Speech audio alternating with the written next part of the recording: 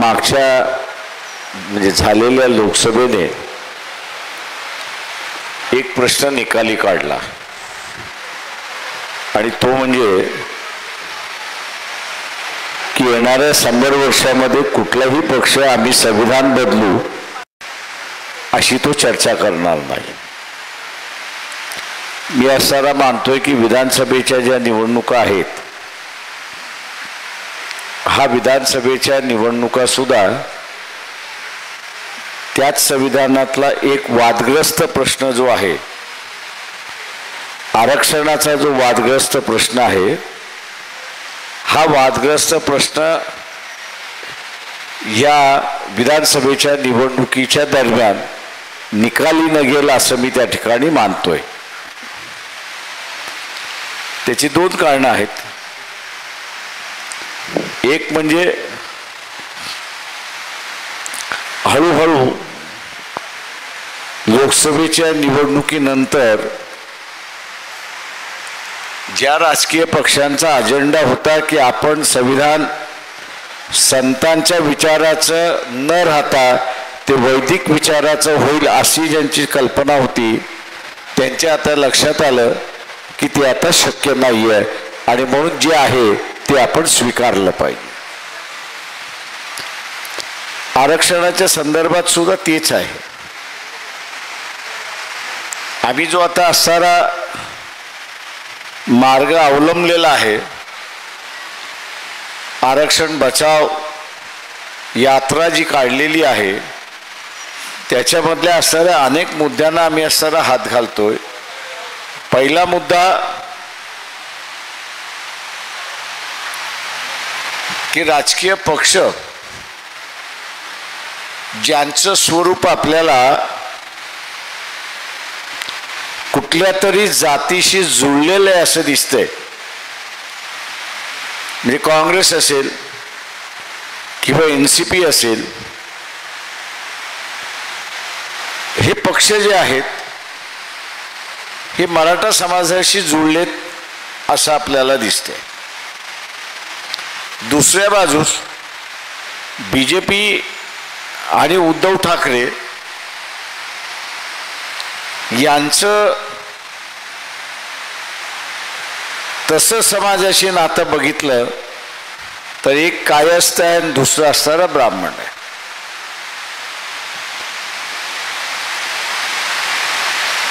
Political face आपण बघितला त्यांचा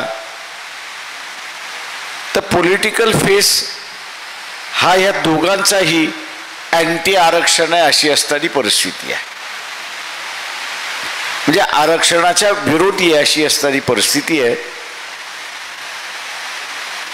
पण ओबीसी त्यांच्या बरोबर असल्यामुळे छुप्या रीतीने तो राबवण्याचा प्रयत्न करतात अशी असणारी परिस्थिती आहे। मी असं म्हणेन की जरांगे पाटलांचा आपण सगळ्यांनी आभार मानले पाहिजेत, जाहीर आभार मानले पाहिजेत की त्यांनी आरक्षणाचा प्रश्न आयरनीवरती आणून टाकला। आरक्षणाचा प्रश्न आयरनीवरती आणून टाकला, कुठेही लपवता न करता त्यांनी सरळ असणाऱ्या शब्दामध्ये सांगितलं की मराठा समाजाला आरक्षण ओबीसीच्या कोट्यामध्ये पाहिजे। सरळ सरळ त्यांची मागणी आहे, काही वेडीवाकडी नाही आहे आणि ही वेडीवाकडी नसल्यामुळे आता राजकीय पक्षांना तुम्ही जरांगेच्या बाजूचे आहात की जरांगेच्या विरोधाचे आहात याचा तुम्हाला आता खुलासा करावा लागणार आहे। इथे वेगवेगळ्या पक्षामधले ओबीसीचे नेते जे आहेत, कार्यकर्ते जे आहेत, मी त्यांना म्हणणार आहे की तुम्हाला एक फार सुवर्ण संधी आली आहे। एक सुवर्ण संधी आलेली आहे की संकुचित असणारा पक्ष म्हणजे काँग्रेस एनसीपी मराठ्यापुरता मर्यादित असणारा आणि बीजेपी आणि उद्धव सेना ही वापर करणाऱ्या भूमिकेतले पक्ष आणि संकोचित राहणारे पक्ष यांना तुम्हाला सार्वत्रिक करण्याची संधी आलेली आहे हे लक्षात घ्या. संधी कुठली आलेली आहे तर हे राजकीय पक्ष सार्वत्रिक करणं ह्याची संधी आलेली आहे. ही संधी आपण सोडू नका हे आवाहन मी आपल्या सगळ्यांना या ठिकाणी करतो. जे काँग्रेसमधले आहेत, ओबीसी मध्ये जे काँग्रेस पक्षाचे कार्यकर्ते आहेत त्यांना माझं आव्हान आहे. युती होईल की न होईल याची मला माहिती नाही, पण समजा युती झाली आणि 100 जागा आल्या तर काँग्रेसमध्ये जो ओबीसीचा कार्यकर्ता आहे त्या कार्यकर्त्याने आपल्या नेत्याकडे, आपल्या वर्किंग कमिटीकडे आग्रह धरला पाहिजे, भांडलं पाहिजे, लढलं पाहिजे, धरणं केले पाहिजे, जे काय करतील ते केलं पाहिजे. 50% उमेदवारी ही ओबीसीला मिळाली पाहिजे, यासाठी आपण लढलं पाहिजे. यासाठी आपण लढलं पाहिजे. आणि ही प्रक्रिया आपण जर अवलंबली तर समाजामध्ये वाटलेला जो पक्ष आहे, म्हणून मगाशी मी वर्णन काय केलं की शरद पवार मराठ्यांचे, बाळासाहेब थोरात कोणाचे तर मराठ्यांचे, देवेंद्र फडणवीस कोणाचे तर ब्राह्मणांचे, उद्धव ठाकरे कोणाचे तर कायस्थांचे. हे का आलं तर जरांगे पाटील यांनी जो प्रश्न उपस्थित केला तो बरोबर आहे की चूक आहे, आमचा पाठिंबा आहे की आमचा विरोध आहे, ही भूमिका घेऊ शकले नाहीत. का घेऊ शकले नाहीत तर हा जातीपुरता मर्यादित राहिलेला पक्ष आहे आणि म्हणून ते घेऊ शकत नाही. नेतृत्व हे जातीपुरतं मर्यादित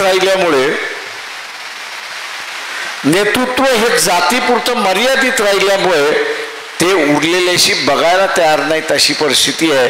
आणि म्हणून मी म्हणालो की ओबीसीच्या कार्यकर्त्याला सुवर्ण संधी आलेली आहे की आपला पक्ष एक जातीय न राहता, एका समाजापुरता न राहता तो भारतातल्या सर्व समाजाचा पक्ष करण्याची संधी आली आहे, ती विचारसरणी करण्याची संधी आली आहे, ती आपण सोडू नका हे आपल्याला माझा असणारा आग्रह आहे. दुसरं आहे जे काही मला कळतंय, विधानसभेच्या निवडणुकीच्या अगोदर ओबीसीच्या आरक्षणाला धक्का नाही एवढं मी सांगतो, पण विधानसभेच्या निवडणुका संपल्या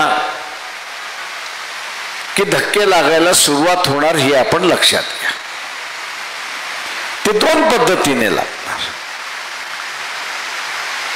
जसे एससी आणि एसटीचं आरक्षण हे संविधानिक आहे आणि संविधानिक आहे याचं कारण की एसटी आणि एसटीच्या सूची ज्या आहेत त्या संविधानाला जोडलेल्या आहेत.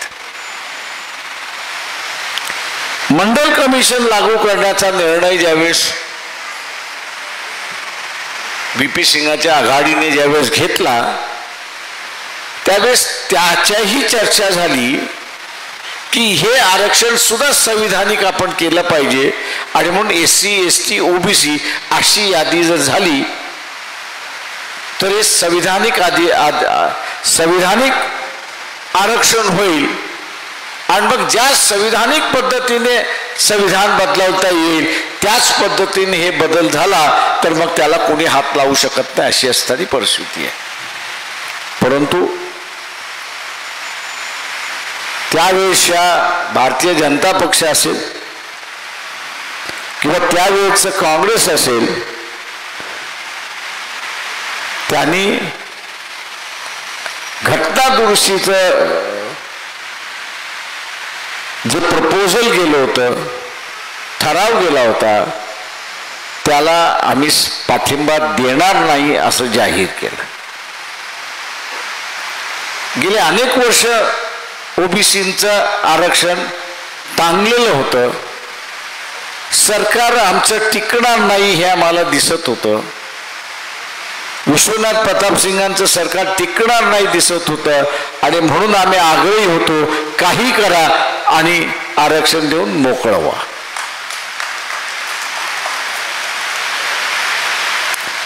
जी गाडी चालली नाही तिला आपण ढकला तर खरं, ढकललं की चालायला सुरुवात होते. आणि म्हणून अध्यादेश काढून असणारं ओबीसीचं आरक्षण देण्यात आला. GR काढून अध्यादेश, GR काढून ओबीसीचं आरक्षण त्या ठिकाणी देण्यात आलं. आणि आता ओबीसीची वैधता म्हणजे ओबीसीच्या आरक्षणाची संविधानिक वैधता झाली. त्याच्यामुळे तो इश्यू संपला. जो इश्यू राहिलेला आहेत ते दोन आहेत की जे जस्टिस खानविलकरांच्या जजमेंटमधनं एक आलं लोकसंख्येचा, दुसरा आला की अजून उपस्थित केला नाही पण तो उपस्थित होण्याची शक्यता मला जी दिसते ती म्हणजे अध्यादेश काढून कोणाला तुम्ही असणारं आरक्षण देऊ शकता का. इंदिरा सायनीच्या जजमेंटमध्ये अध्यादेशाची चर्चा नाही आहे. जी काही चर्चा आहे ते ओबीसीची यादी जी सूची करण्यात आली, ज्यांच्यामध्ये नावं देण्यात आली, ती यादी आणि पद्धत आणि ओबीसीना आरक्षण संविधानिकरित्याने देता येतं का, कॉन्स्टिट्युशनली व्हॅलिड आहे का ते तपासलं गेलं. आणि तिथे ते सांगण्यात आलं की हे कॉन्स्टिट्युशनल आहे आणि म्हणून अंमलबजावणी त्या अध्यादेशाची झाली हे आपण लक्षात घ्या. दुसरी चर्चा मी जी ऐकतोय की विधानसभेच्या नंतर ह्याला असणारं थांबवता कसं येईल अशी असणारी परिस्थिती. आपण बघत असाल की अनेक ओबीसी संघटनांची मागणी आहे, की जात न्याय जनगणना झाली पाहिजे. आणि दुसऱ्या बाजूस शरद पवारांसारखे व्यक्तिमत्व आहेत, चुका कधी करत नाहीत, पण यावेळेस त्यांच्या मनामध्ये जे होतं ते ओटावरती आलं आणि त्यांनी असं म्हटलं की 225 समाजाचे उमेदवार आम्ही निवडून आणू. नंतर तो बदलला, आघाडीचा शब्द आला. हे 225 जे आहे हा लोकसभेसारखा झाला की ओबीसीला उमेदवारीच कुठल्या पक्षाने दिली नाही. 225 आकडा गाठणं सहज आहे. आपसामध्ये लढाई आहेत. आपसामधल्या लढाई असल्यामुळे निवडून कोण येणार, तर नात्या गोत्याचेच निवडून येणार. आणि नात्या गोत्याचे निवडून आले तर मग हीच ओबीसीची मागणी मान्य करायची,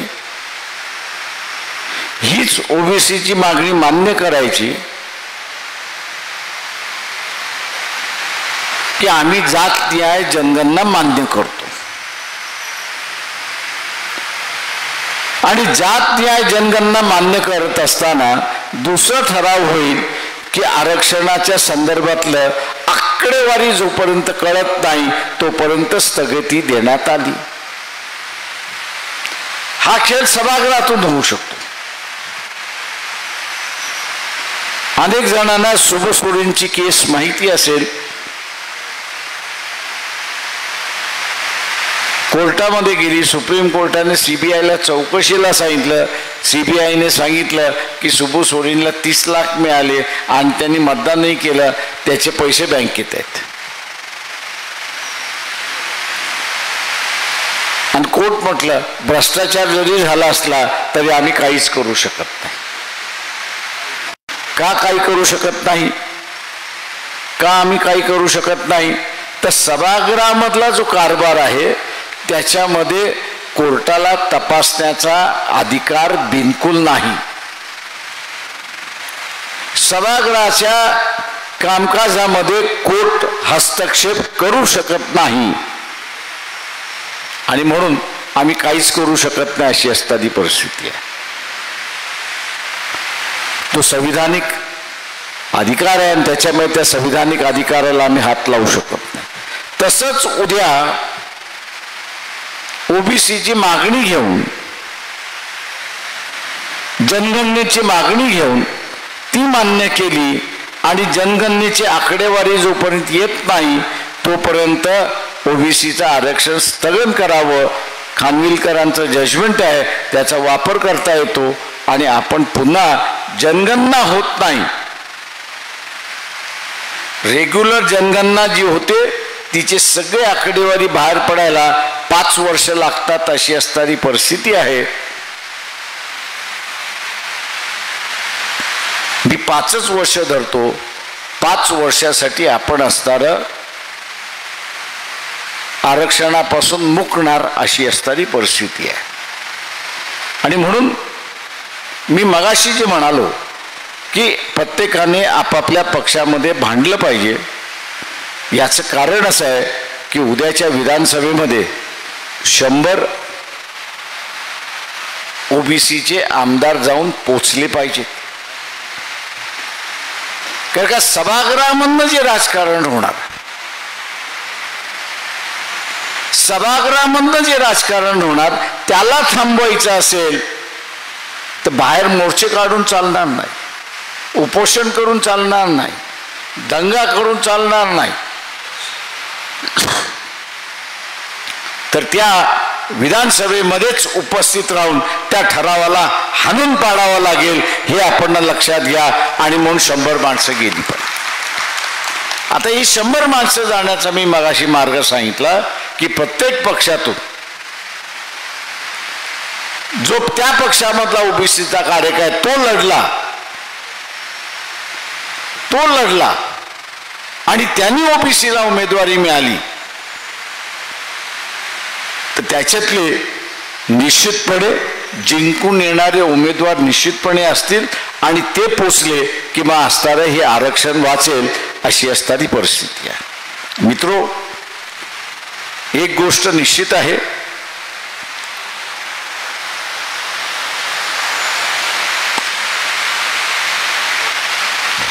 ती म्हणजे वेगवेगळ्या ओबीसी मधला घटक जो आहे समाज,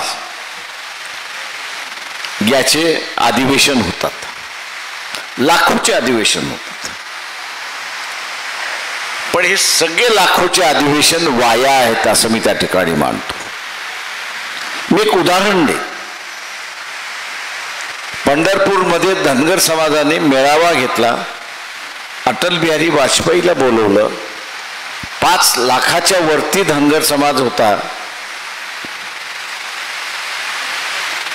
2 महिने 2.5 महिन्यानंतर लोकसभेच्या निवडणुका आल्या आणि त्या लोकसभेच्या निवडणुकीमध्ये भारतीय जनता पक्षाने एकही धनगर समाजाचा लोकसभेला उमेदवार दिला नाही ही वस्तुस्थिती आहे. माझ्याकडे अनेक धनगर समाजाचे कार्यकर्ते होते. तुम्ही बघा असं कसं झालं? म्हटलं मी तुम्हाला अगोदरपासून सांगतोय की समाजाचे मेळावे म्हणजे समाजाचा ताकद दाखवणं एवढंच पुरतं होतं, त्याच्या पुढचं काही होत नाही. समाजाची ताकद दाखवता, पण तीच ताकद विधानसभेच्या किंवा लोकसभेच्या मतदारसंघामध्ये आली तर ती लाखामध्ये होते, ती काही हजारामध्ये असते. आणि ती लाखामध्ये असेल आणि हजारामध्ये असेल तर जिंकू देत नाही अशी असणारी परिस्थिती आहे. आणि म्हणून डावलायला म्हटलं कधी झाली याची कधी झाली ही त्यामध्ये करण्याची ही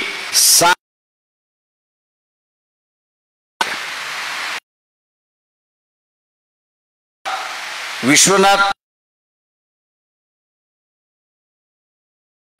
की आम्ही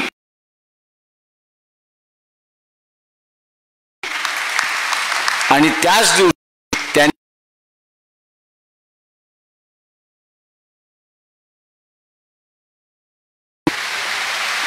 घेऊन उपयोग नाही, माळ्यांनी माळ्याचा घेऊन उपयोग नाही, वंदा कुंभाराने घेऊन उपयोग नाही, लबानाने घेऊन त्या ठिकाणी उपयोग नाही, नाभिकाने घेऊन उपयोग नाही. ती समाजापुरते मर्यादित आहेत. पण या सगळ्या समाजाने एकत्र येऊन आम्ही आता आमची राजकीय चेहरा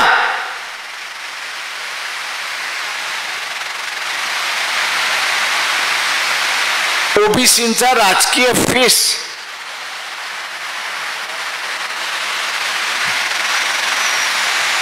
हा ज्या दिवशी आपण दाखवाल त्या दिवशी मी जसं म्हणालो की इथले राजकीय पक्ष आपल्या पाठीमागे उभे राहतील अशी असणारी परिस्थिती आहे.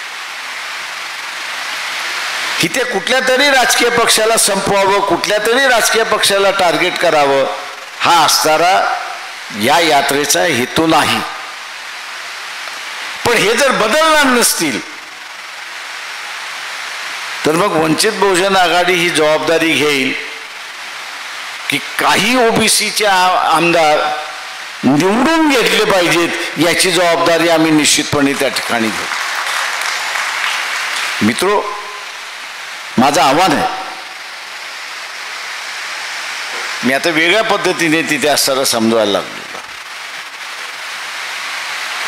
काँग्रेसवाल्यांचं संमेलन असतं, राष्ट्रवादीवाल्यांचं संबंध नसतं, बीजेपीचं असतं, एनसीपीचं असतं. त्यावेळेस ते आपल्याला निमंत्रण देतात. ते निमंत्रण दिल्यानंतर बा आपण येतो, तुम्ही आम्हाला ह्या सोयी पुरवा.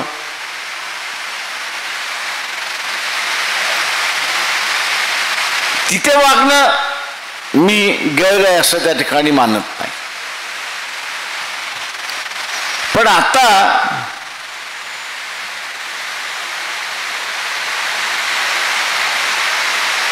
लग्न जे आहे आणि वधूवर जो आहे तो आपणच आहोत.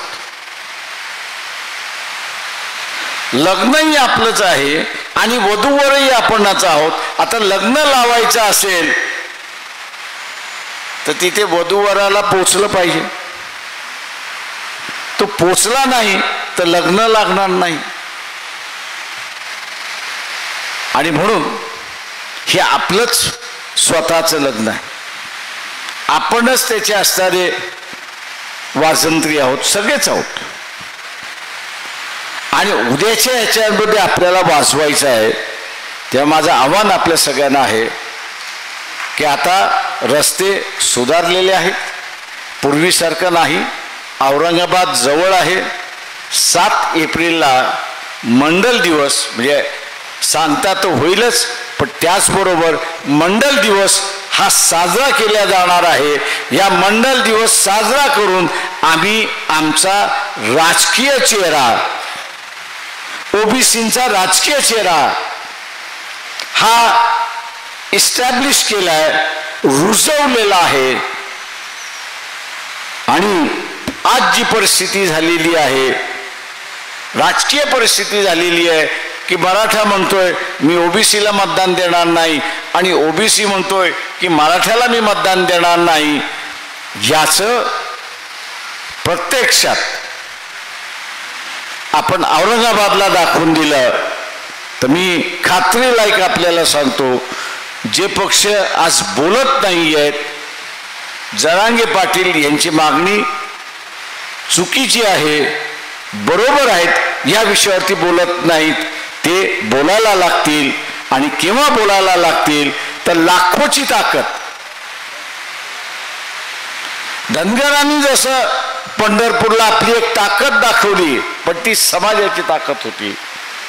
इथे आपल्याला असणारं ओबीसींची राजकीय ताकद त्या ठिकाणी दाखवायची आहे, ती आपण सगळेजण दाखवाल ही अपेक्षा मी बाळगतो आणि ओबीसीचं आरक्षण आपण वाचूया, हीच कटिबद्ध राहूया आणि आपली रजा घेतो. धन्यवाद साहेब. यानंतर मी आभारासाठी निमंत्रित करतोय या शहराचे शहराध्यक्ष माननीय सचिनजी गायकवाड सर, हे आपला आभार या ठिकाणी मानतील. अशाच नवनवीन राजकीय घडामोडी जाणून घेण्याकरता आपल्या चॅनलला सबस्क्राईब करा आणि इन्स्टा फेसबुकला फॉलो करायला विसरू नका.